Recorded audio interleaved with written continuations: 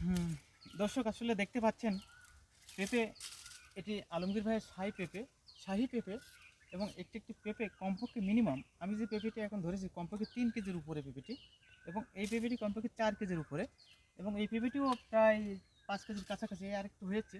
এবং এই গাছে একটা দুটো তিনটা চারটে পাঁচটা পেঁপে রয়েছে।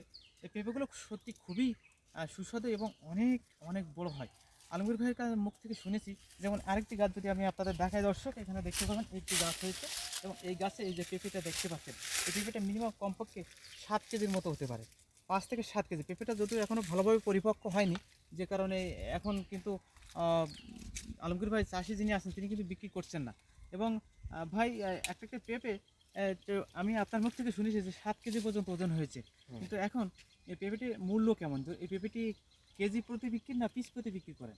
কেজি কেজি কেজি কেমন, দাম কেমন এটা?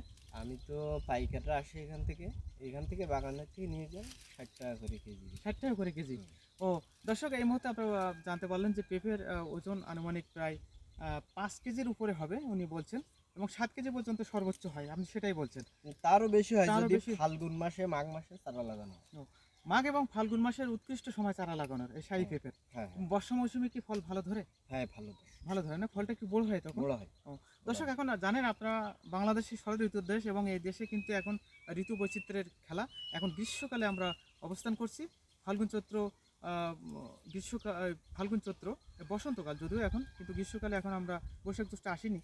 এখন আমাদের উত্তাপ এবং খরা মৌসুম চলে, অর্থাৎ এখানে কিন্তু বৃষ্টি হয় না। আরও 2 মাস পর আমাদের বৃষ্টি হবে। যাই হোক দর্শক, এতক্ষণ পেঁপে বাগান আপনারা দেখাচ্ছিলাম। তো সবাই ভালো থাকবেন, সুস্থ থাকবেন, আল্লাহ হাফেজ।